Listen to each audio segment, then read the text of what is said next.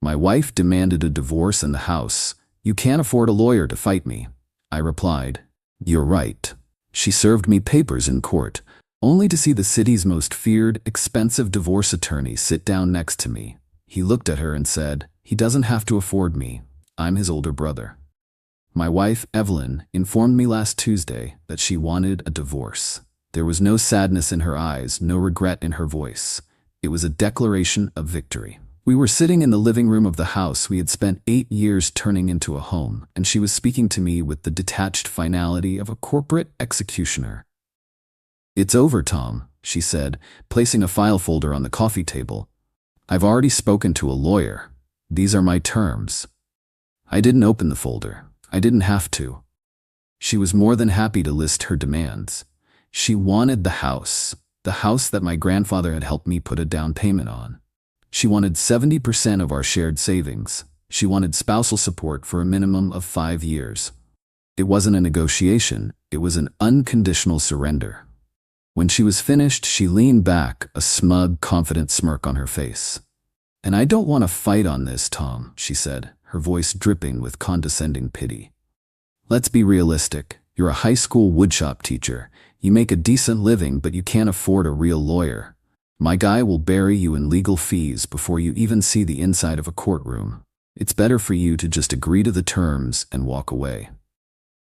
I just sat there, looking at this woman I had loved, this woman I had built a life with, and I felt a profound sense of coldness settle over me.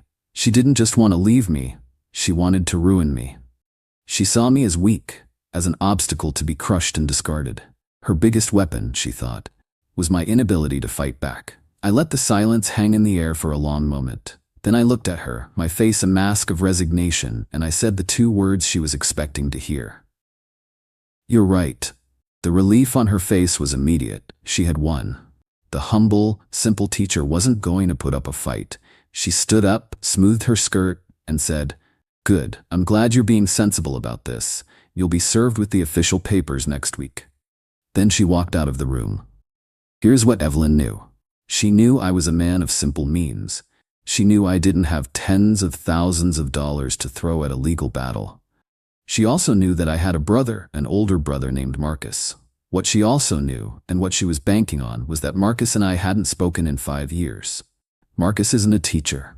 Marcus is a shark.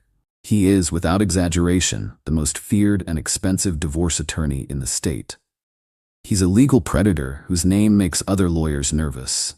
And he was, for all intents and purposes, no longer a part of my life. We had a falling out after our parents died. It was over the family home, the house we grew up in. I wanted to keep it, to preserve it as a memory, a place for our families to gather. I'm sentimental like that. Marcus, ever the pragmatist, saw it as an illiquid asset. He wanted to sell it, divide the money, and move on. We had a bitter, terrible argument that ended with us on opposite sides of a canyon of stubborn pride. We hadn't spoken since. Evelyn had witnessed the tail end of that fallout. She saw me as completely and permanently isolated from the only powerful person in my family.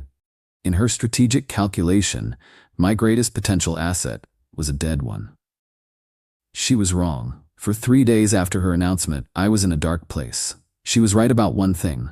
I couldn't afford to fight her, not on her terms. The thought of losing my home, my savings, everything I had worked for, was suffocating. On the 4th day, I hit rock bottom, and from there was nowhere to go but up. I swallowed every ounce of my pride, a pride that had cost me my brother for 5 years, and I found his private cell phone number. My hand was shaking as I dialed. I expected it to go to voicemail, or to be answered by a sharp-voiced assistant. But after 2 rings, a familiar, deep voice answered. Hello? Marcus, I said, my own voice sounding weak and foreign to my ears. It's Tom. There was a long pause. For a moment I thought he was going to hang up. Tommy? He finally said, the old nickname sounding strange after so many years. What's wrong? And it all came pouring out. I told him everything. I told him about Evelyn's demands, her lawyer, her coldness, and I told him her final, arrogant taunt. You can't afford a lawyer to fight me. Another long, heavy silence stretched between us. When he finally spoke, his voice was different. The surprise was gone, replaced by something I hadn't heard in years. It was the sound of a protective older brother. It was the sound of steel. She said, "What?" he asked, his voice dangerously quiet. I repeated her words. "Okay," he said. "When and where is the first court appearance?" "Next Tuesday at the downtown courthouse," I told him. "I'll clear my schedule," he said. "Don't talk to her. Don't talk to her lawyer. Don't sign anything. Just show up on Tuesday. I'll meet you there." We hung up. I sat there, my heart pounding with a mixture of terror and a terrifying hope. Evelyn thought she had disarmed me. She had no idea she had just handed me a nuclear weapon. She was about to learn a very hard lesson about what family really means. Update 1. The morning of the preliminary hearing was a miserable, rainy Tuesday. It felt appropriate. I walked into the courthouse alone, feeling every bit the part of the defeated man Evelyn expected me to be. I was wearing my best and only suit, the one I usually reserve for weddings and funerals. It felt like a bit of both. I entered the designated courtroom. It was a sterile, impersonal room that smelled of old paper and anxiety. Evelyn was already there, sitting at the plaintiff's table. She looked incredible. She was wearing a sharp, dark blue power suit, her hair perfectly styled. She looked confident, smug, and ready for a corporate takeover. Next to her sat her lawyer, a man in his 50s with a self-satisfied smirk permanently affixed to his face. They were laughing quietly together as I walked in.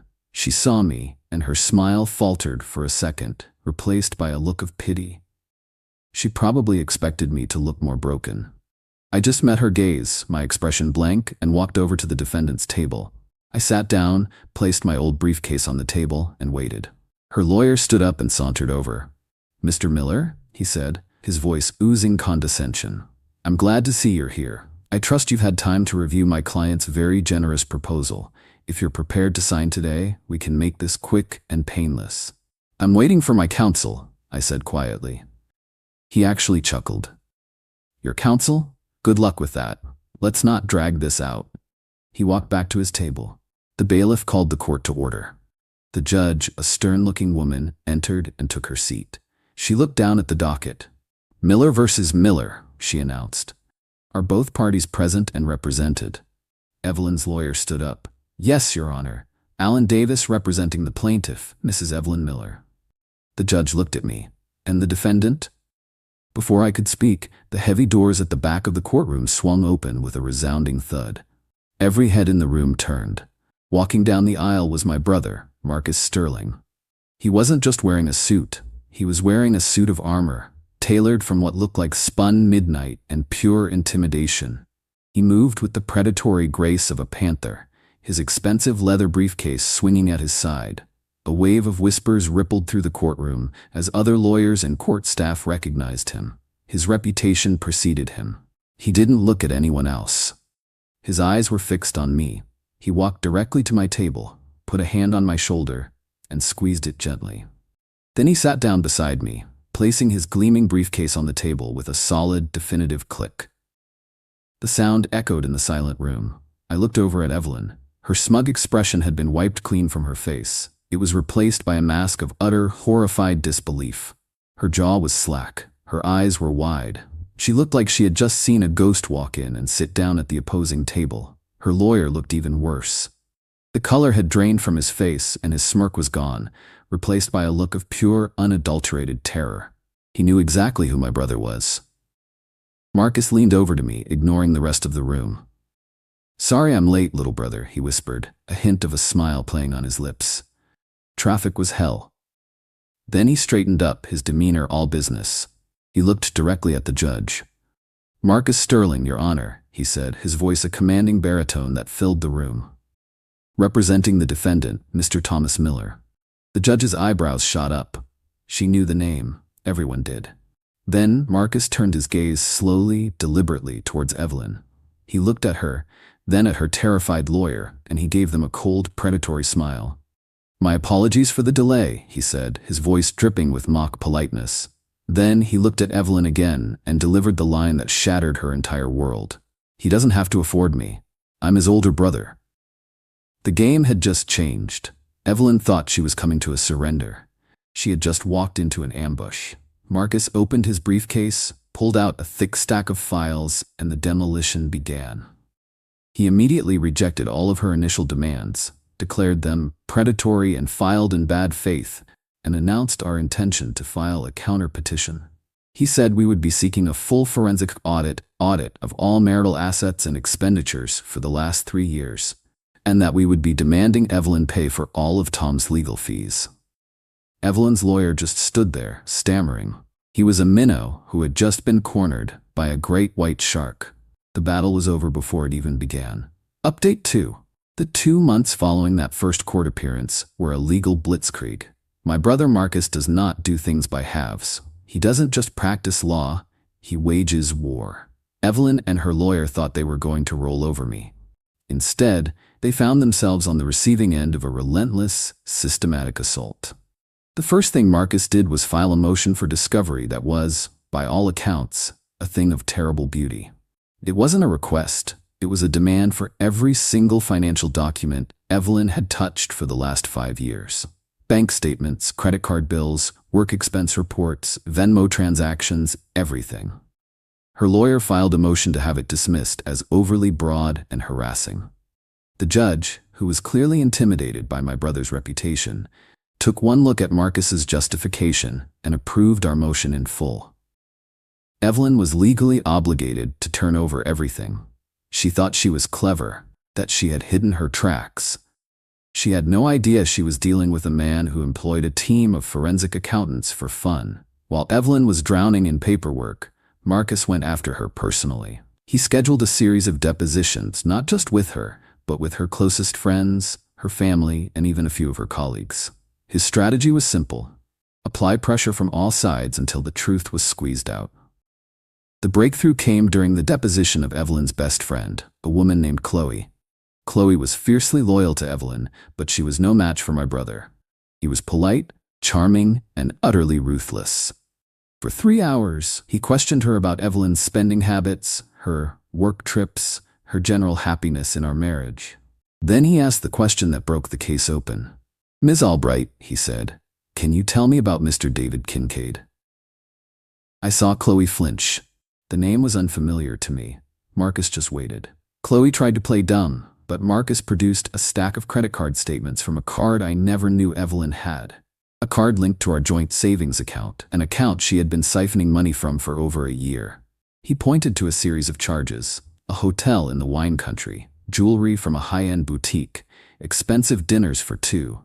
Miss Miller was on a work conference on these dates, Marcus said, but her employer has confirmed no such conference existed. You were not with her. So, I ask you again, who is David Kincaid? Chloe broke. Under the penalty of perjury, she admitted it. David Kincaid was the man Evelyn had been having an affair with for the last 18 months. He was a wealthy real estate developer she had met through her old job. It all clicked into place. The secrecy, the financial demands, the confidence. She wasn't just leaving me. She was leaving me for someone else. She was trying to strip mine our marriage for assets to take with her into her new, upgraded life. Her plan was to use my money to fund her future with her lover. The deposition of her lover, David, was even more illuminating. He was a smug, arrogant man, but his arrogance crumbled under Marcus's relentless questioning. He admitted to the affair. He admitted that he and Evelyn had planned the divorce together. He even admitted that it was his idea for her to demand the house and spousal support, telling her that I would be too poor and too weak to fight back. They had underestimated me. They had underestimated my family.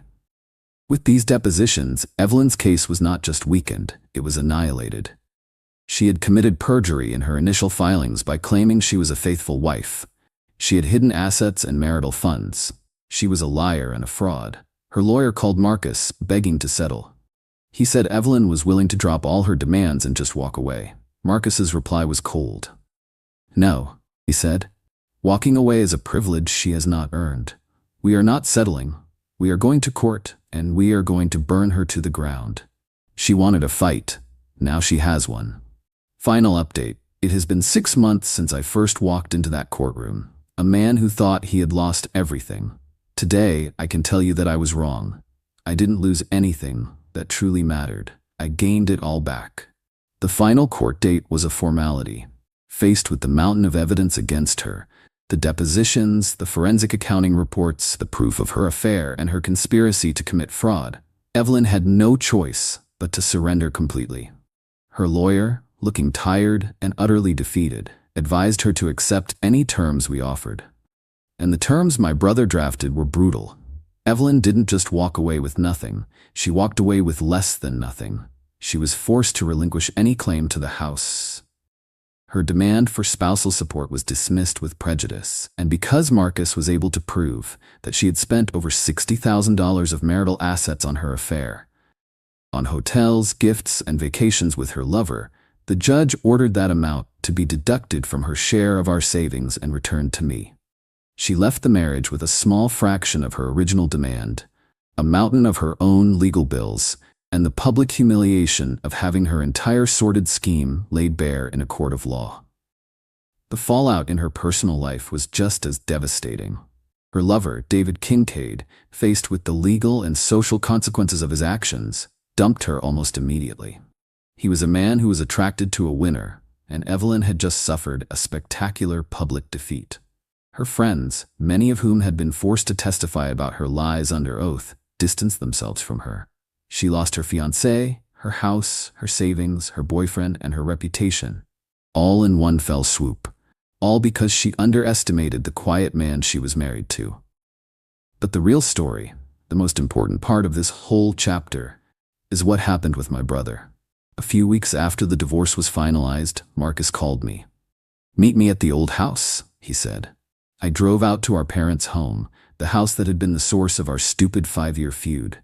I found him on the porch, just sitting on the steps. We didn't talk about the case. We didn't talk about Evelyn. We talked about our dad's terrible fishing trips, our mom's amazing apple pie. We talked about being kids. Finally, after a long silence, he looked at me. "I was wrong, Tommy," he said. "I was so focused on the money, on the asset, that I forgot what this place was. It's our home." "I was wrong too," I admitted. "I was so stuck in the past, I wasn't willing to see that maybe there was a different future for this place." We didn't sell the house. We decided to keep it together. We've spent the last few weekends out there fixing it up. We're repairing the porch, painting the rooms, bringing it back to life. It's not a memorial to the past anymore. It's a project for our future, a place for our family, the real one, together.